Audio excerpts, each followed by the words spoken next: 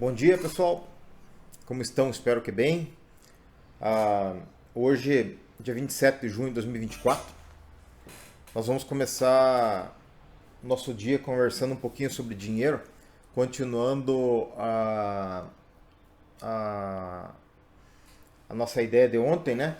Que a gente começou a falar sobre o poder do dinheiro sobre as pessoas e como ele é uma potestade na vida de quase todo mundo e como ele pode ser bom e pode ser danoso em nossas vidas. E hoje a gente vai continuar mais um pouquinho sobre isso. Nós vamos falar sobre dívidas.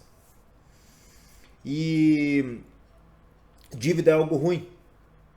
Não a prestação em si a vencer. Por exemplo, você tem um financiamento de um carro, financiamento de uma casa. Se você tem o dinheiro para pagar e ela está em dia, ela não chega a ser uma dívida, né? Ela é um compromisso, mas não uma dívida. A dívida é aquela prestação que está em atraso e que você não pagou. Bom,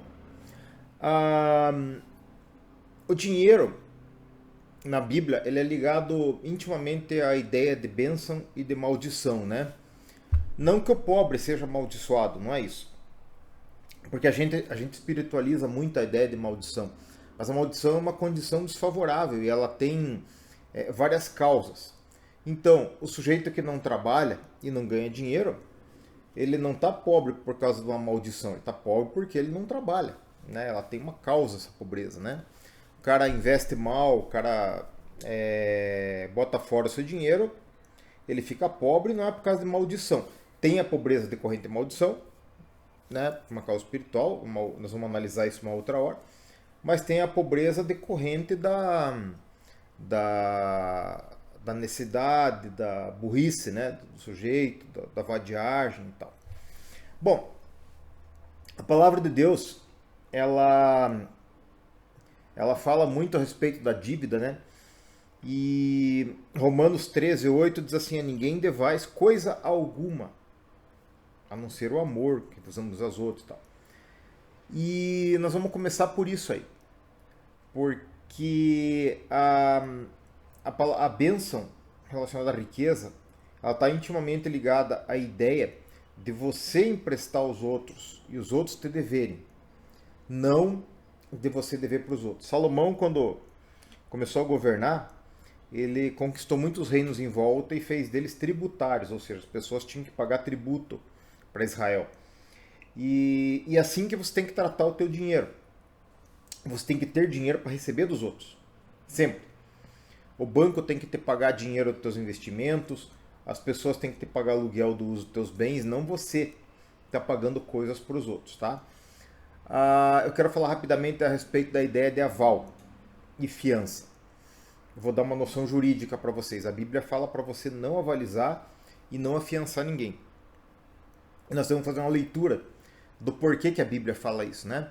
Ela fala assim que não é para você afiançar ninguém nem avalizar, porque senão vão te tomar até a cama que você dorme, até a roupa do corpo. Tá. Então ela dá o motivo de você não avalizar, não afiançar e o porquê que não é para você fazer isso.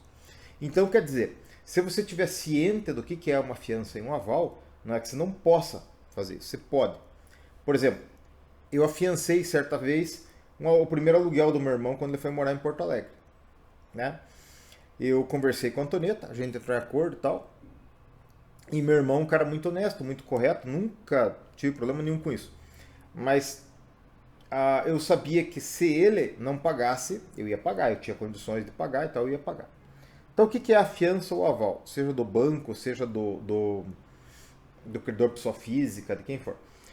Quando você avaliza alguém ou afiança alguém, você está dizendo assim: credor, se ele não pagar no dia, vem aqui e bata na minha porta que eu, Marco, pago. Certo?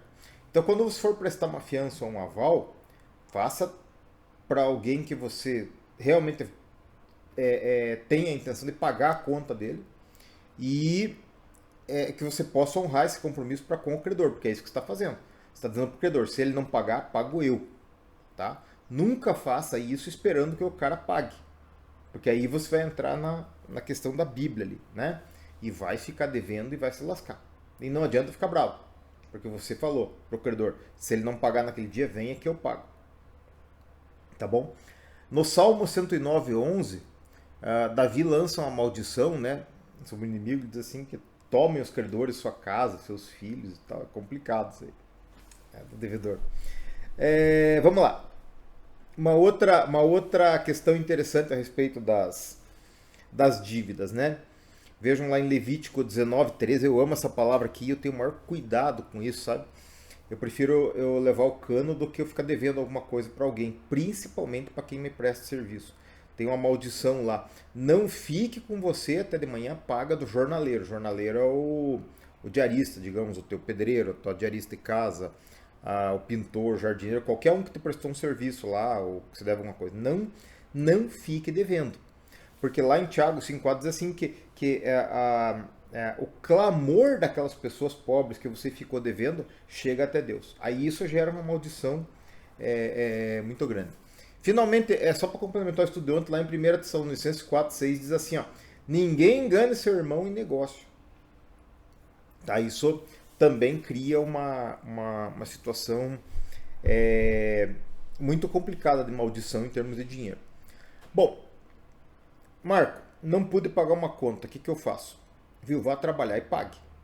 Jamais compre um carro novo, jamais compre um celular novo, jamais compre uma roupa nova enquanto se estiver devendo para alguém. Tá?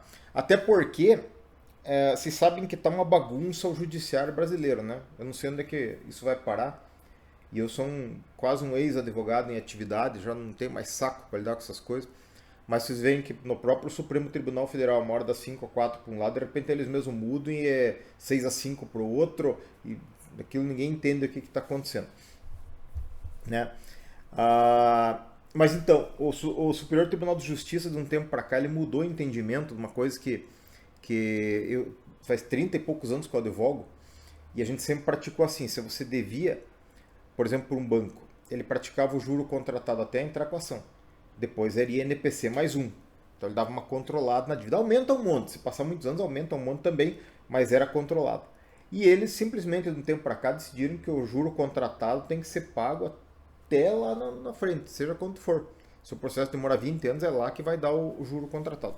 Então, qualquer dívida hoje, ela pode se tornar impagável, pode levar embora todo o seu patrimônio. Então, não fique devendo. 1. Não faça dívidas. 2. Se você fez dívida, se esforce para pagar. Gaste menos no mercado, economize energia elétrica, combustível, venda alguma coisa, mas pague a dívida. Não fique devendo porque isso pode te levar à bancarrota. Então, temos 2 motivos para não dever, falando de dinheiro. 1. A palavra de Deus explicita que você não deve dever, com várias consequências, e juridicamente falando, isso pode te levar a uma situação muito desfavorável. E, além do bom nome, né? Se você deve, teu bom nome foi para as cucuias. E a Bíblia fala que o bom nome vale mais do que as muitas riquezas. Então, principalmente um cristão. Né? Eu estou falando para cristãos e para não cristãos, porque estou falando da parte jurídica também. Mas um cristão, se a Bíblia fala para você que você tem que não pode dever nada para ninguém, e a Bíblia fala para você que que o bom nome vale mais do que as muitas riquezas, você não pode ficar devendo. Viu? Às vezes pode acontecer de você dever para alguém, mas está discutindo a dívida. Isso pode acontecer.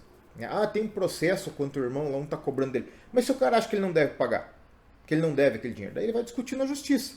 Quando o juiz mandar ele pagar, ele vai lá e paga. Né? É uma outra situação. Né? Mas o que eu quero dizer é o seguinte, havendo possibilidade, pague suas dívidas. Não fique devendo, porque ou isso é um sinal de maldição, ou ela vai virar uma maldição. Porque a dívida vai crescer e vai tomar seu patrimônio. Então, tome cuidado. Aquilo que eu falo sempre, trabalhe, e trabalhe bastante e com capricho. Faça mais do que você deve fazer. Lembra a história do servo inútil lá que Jesus fala? Aquele que fez somente o que era mandado fazer? Faça mais do que você deve fazer. Tá? Faça mais, faça com mais capricho. E economize dinheiro. Gaste sempre menos do que você ganha.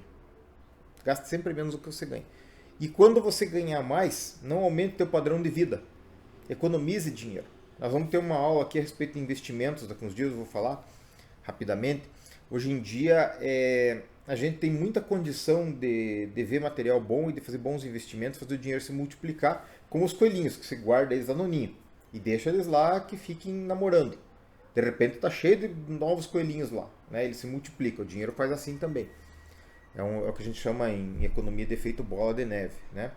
Ela pode ser positiva ou pode ser negativa. Você pode usar ela para o teu benefício, fazer teu dinheiro e teu patrimônio aumentarem, ou ela pode virar uma dívida que depois fica impagável, né? Nós vamos também conversar sobre isso.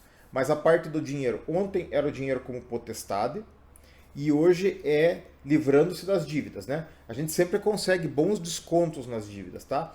Você reúne o dinheiro e bate no credor e faz uma oferta para ele. Se você deve 10, ofereça 5, né? Se deve 10, não deu 5, 6, né? Mas tente pagar. Faz todo o esforço do mundo para não dever nada para ninguém, tá bom? Nós vamos conversando sobre isso e vamos, na sequência, vamos esmiuçando o assunto.